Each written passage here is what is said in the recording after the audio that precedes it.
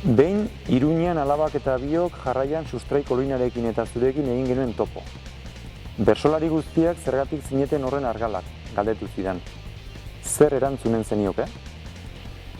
Bueno, uste dut azken aldian behar badak gizartearen joera bat besterik ezagure ere, baina bersolariok ere geure dietari erreparatzen digula garai batean baino gehiago, eta kirola ere egiten dugu orduan.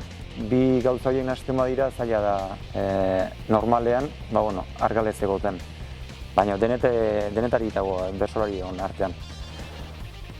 Gizona zuria heterosexuala, oholtzan privilegiatu bat zara. Bai, hala naiz eta uste dut hiru baldintza hauek betetzen segiko dudala aurrerantzean ere, behar bada sorpresan harrapatuko nau etorkizunak eta ojala. Baina egin dezakedan bakarra da nire privilegio horiek erauzten saiatu eta nire privilegio horiek kantatu eta bereziki holtzazkitik kantatzen dudan teoria hori aplikatzen segi. Benetako aldaketa bigarren horrek dakarrelako. Nafarra, euskal kultur sistemako periferiako bertsolaria. Oholtzan azpiratu bat zara. Bai, egin batean bai eta nahiko presente izan dut hori urte hauetan. Nafarra izateko nahiko ondo egiten duzu bersotan. Eta orain, Nafarroaraino zoaz bueltan, hau behar bada nire etxetik 20 minutura zegoen herri batean kantatu eta gero. Badaude Nafarroan oraindik, Nafar bersolariek kantatzen zuten plazak.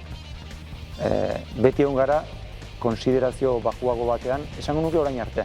Azkeneko bizpahiru lau urte hauetan horri buelta desente eman diogula uste dut eta ematen segiko dugula.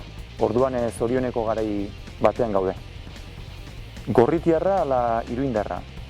Iruindarra. Julio Soto iruindarra da. Urte askoan ukatu egin du iruintartasun hori. Gorritiarra zela esan izan du, asteburu guztiakan pasatzen zituelako eta lagunak ereangoak, baina orain kontziente naiz ni Iruñakoa naizela, Iturrama auzoko Eskiroz kalekoa eta harro nagoela gainera.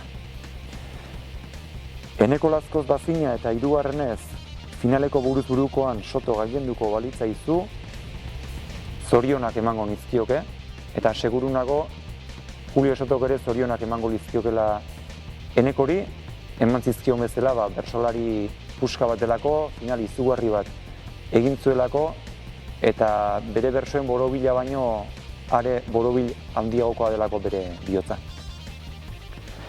Zer emanen zenuke Euskal Herriko finalean kantatzearen truke? Lana, ez daukat emateko beste ezer eta ez nuke beste ezer emango, ez bada saiatzen segitzea dakarrela horrek ekarri behar badu behintzat Euskal Herriko final bat.